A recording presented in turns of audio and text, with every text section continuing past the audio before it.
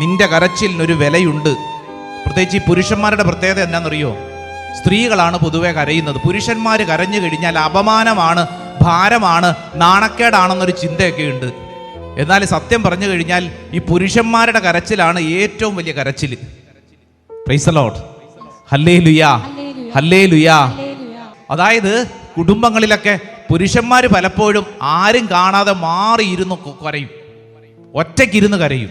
കാരണം വീട്ടുകാർ കണ്ടു കഴിഞ്ഞാൽ എൻ്റെ പൗരുഷത്തിന് അത് മോശമല്ലേ? വീട്ടിൽ അപ്പന്മാരുടെ കരച്ചില്, ചില മക്കളുടെ കരച്ചില്. ഇന്നിതാ ദൈവവചനം നമ്മളോട് പഠിപ്പിക്കുന്നു, ഇന്നൊരു സ്ത്രീയാണെങ്കിലും പുരുഷനാണെങ്കിലും നിന്റെ കരച്ചില് കാണുന്നൊരു ദൈവമുണ്ട്. നിന്റെ പ്രതീക്ഷകളെല്ലാം നഷ്ടപ്പെട്ടുവെന്ന് കരുതുന്നതിൻ്റെ നടുവിൽ ദൈവം നിനക്ക് വേണ്ടി ചില കാര്യങ്ങൾ പണിതുയർത്തും. ഉച്ചത്തിൽ പറഞ്ഞേ ആമേൻ, ആമേൻ, ആമേൻ.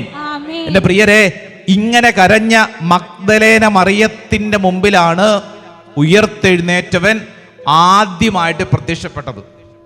തൻ്റെ ജീവിതത്തിലെ പ്രതീക്ഷകളെല്ലാം നഷ്ടപ്പെട്ട് സങ്കടപ്പെട്ട് കരഞ്ഞുകൊണ്ടിരിക്കുന്ന ഒരു സ്ത്രീയുടെ മുമ്പിലാണെന്ന് ഈശോ ആദ്യമായിട്ട് പ്രത്യക്ഷപ്പെട്ടത്.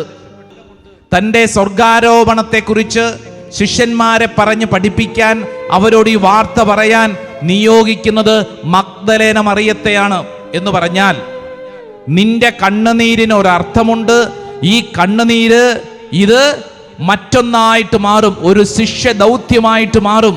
മഗ്ദലേന മറിയം ഇന്ന് ഈ ശുശ്രൂഷ അവസരത്തിൽ എന്നെയും നിന്നെയും ഓർമ്മപ്പെടുത്തുകയാണ്, പഠിപ്പിക്കുകയാണ്. അങ്ങനെയാണെങ്കിൽ ഒന്ന് കൈയടിച്ച് ഈ പറഞ്ഞ കാര്യം ഒന്ന് സ്വീകരിച്ച്. നമ്മുടെ കരച്ചിലിന് അർത്ഥമുണ്ട്, ഈ കരച്ചിലിനൊരു അർത്ഥമുണ്ട്. എൻ്റെ കരച്ചിൽ കാണുന്നൊരു ദൈവമുണ്ട്. ഹല്ലേലൂയാ, ഹല്ലേലൂയാ. ബൈബിളിലെ ഏറ്റവും കുഞ്ഞു വചനം ഏതാണെന്ന് ചോദിച്ചു കഴിഞ്ഞാൽ പറയാവുന്നൊരു കുഞ്ഞു വചനമുണ്ട്. പലർക്കും അറിയാം. ഏതാ വചനം? ബൈബിളിലെ ഏറ്റവും കുഞ്ഞു വചനം ഏതാ? യോഹന്നാന്റെ സുവിശേഷം 11-ാം അധ്യായം 35-ാം തിരുവചനം. Jesus wept. യേശു കരഞ്ഞു. അങ്ങനൊരു വചനമുണ്ട്. ബൈബിളിൽ ഏറ്റവും കുഞ്ഞു വചനമാണ്. യേശു കരഞ്ഞു എന്ന് പറഞ്ഞു കഴിഞ്ഞാൽ ഈ കരച്ചിലുണ്ടല്ലോ, ഈ കരച്ചിലിനൊരു വിലയുണ്ട്. നിന്റെ ജീവിതത്തിൽ നിന്റെ നിസ്സഹായതയുടെ മുമ്പിൽ നിന്നുകൊണ്ട് നീ കരയുമ്പോൾ ആ കരച്ചിലിന് കൃത്യമായി ദൈവം അർത്ഥം കാണുന്നുവെന്ന് ഇന്ന് സുവിശേഷത്തിൽ നിന്റെ മുമ്പിൽ കൃത്യമായി പഠിപ്പിക്കുകയാണ്. ഹല്ലേലൂയ.